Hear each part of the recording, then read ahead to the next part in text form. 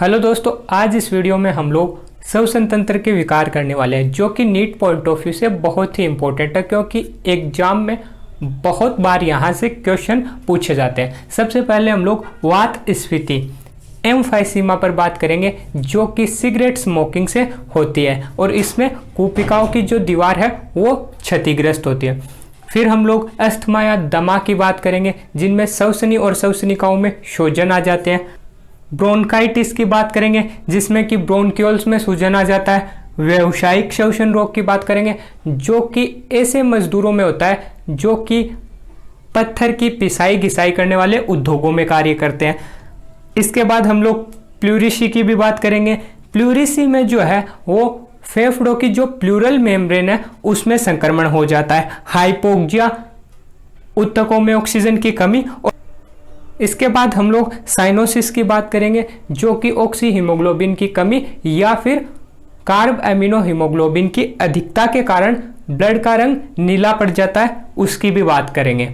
अब अपना सबसे पहला विकार है वात स्फीति एम्फाइसीमा। एम्फाइसीमा जो वो एक चिरकालिक रोग है, जिसमें कुपिकाओं की भित्ति क्षतिग्रस्त होने के कारण श्वसन की सतह कम हो जाती है। और वात स्फीति किसके कारण होती है? धूम्रपान, सिगरेट स्मोकिंग के कारण होती है। दूसरा है ब्रोंकाइट। श्वसनियों यानी ब्रोंकाइन में सूजन आ जाता है, ब्रोंकाइन में शोथ आ जाता है, ब्रोंकाइटिस है। इसी तरीके से लेरिंजाइटिस, जब लेरिंग्स में सूजन आ जाएगा, लेरिंग्स का शोथ जो वो लेरिंजाइटिस हो जाएगा। और अगला है हाइपोक्सिया।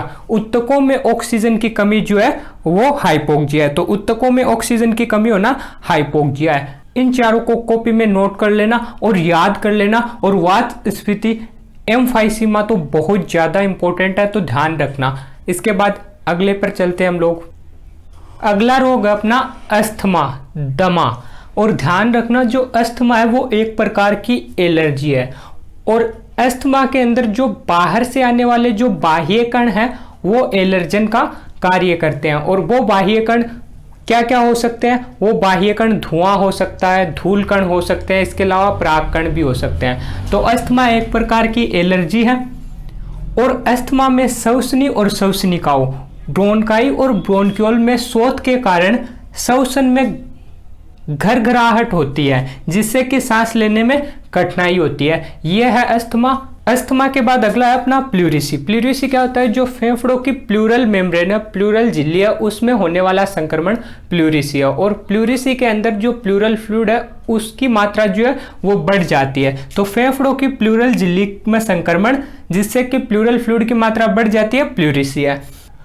इसके बाद अगला है साइनोसिस। साइनोसिस क्या है? ऑक्सी हीमोग्लोबिन की कमी या कार्ब एमिनो हीमोग्लोबिन की अधिकता के कारण जो रुधिर है उसका रंग नीला पड़ जाता है, साइनोसिस है। ऑक्सी हीमोग्लोबिन की कमी या कार्ब एमिनो हीमोग्लोबिन की अधिकता से ब्लड का रंग नीला पड़ जाता है, साइनोसिस है। अगला रोग है अपना ऑक्यूपेशनल रेस्पिरेटरी डिजीज। इसे हम लोग व्यावसायिक श्वसन रोग भी कहते हैं। यह ऐसे लोगों में देखने को मिलता है जो कि ऐसे उद्योगों में कार्य करते हैं जहां पर पत्थरों की घिसाई पिसाई की जाती है। वहां पर धूल कण बहुत अधिक मात्रा में निकलते हैं, जो कि फेफड़ों में प्रवेश भी बहुत अधिक मात्रा में करेंगे, जिससे कि फेफड़ों की कुपिकाओं में कोलेजन का जमाव हो जाता है। और ऐसी अवस्था को हम लोग फाइब्रोसिस कहते हैं।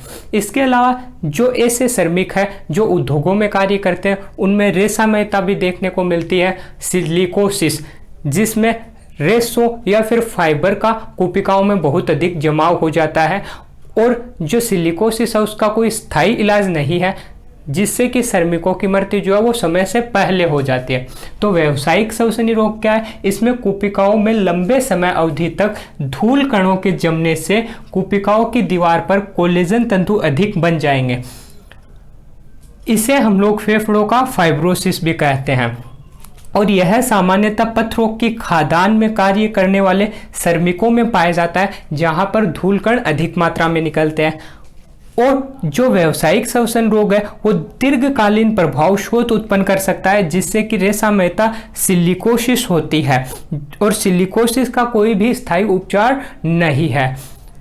और इससे बचने के लिए जो श्रमिक है उन्हें मुखावरण का प्रयोग करना चाहिए, मास्क का यूज करना चाहिए। और श्वसनीय विकारों में लास्ट कुछ डिजीज बाकी है, उन्हें भी देख लेते हैं हम लोग। नौवा है एस्फेक्सिया, सफोकेशन। एस्फेक्सिया क्या है? एस्फेक्सिया में जो श्वसन केंद्र है उसमें पैरालाइसिस हो जाता है, और यह किस कारण होता है? कार्बन मोनोऑक्साइड का हीमोग्लोबिन के साथ बॉन्ड बनाने के कारण यह होता है। तो एस्फेक्सिया या सफोकेशन में श्वसन केंद्र पैरालाइसिस हो जाता है। ऐसा कार्बन मोनोऑक्साइड के हीमोग्लोबिन के साथ अनुत्क्रमणीय संयोजन से होता है। इससे अंततः मृत्यु की प्राप्ति। एस्फेक्सिया के बाद यहाँ पर कुछ और भी श्वसन के विकार हैं, उन्हें भी हम लोग देख लेते हैं। देखो यूपनोइया, यूपनोइया सामान्य श्वसन दर को हम लोग यूपनोइया कहते हैं। एपनोइया श्वसन दर का बंद हो जाना एपनोइया है। ब्रेडीपनोइया और टेकीपनोइया, ब्रेडी का मतलब होता है कम, तो सामान्य से जो कम श्वसन दर है उसे ब्रेडीपनोइया कहते हैं, और सामान्य से अधिक श्वसन है तो उसे टेकीपनोइया कहते हैं। डिस्पनोइया, दर्द युक्त श्वसन को हम लोग डिस्पनोइया कहते हैं। तो क्लियर होगा, यूपनोइया सामान्य श्वसन दर का बंद हो जाना एपनोइया, सामान्य से कम श्वसन दर ब्रेडीपनोइया, सामान्य से अधिक श्वसन दर टेकीपनोइया, और डिस्पनोइया दर्द युक्त या कठिनाई युक्त श्वसन डिस्पनोइया है। और इसी के साथ अपना ये वीडियो भी कंप्लीट हुआ। और अगर आपको हिंदी मीडियम में नीट के ऐसे ही वीडियो और भी देखने हैं तो हमारे चैनल को लाइक करें, शेयर करें, सब्सक्राइब करें।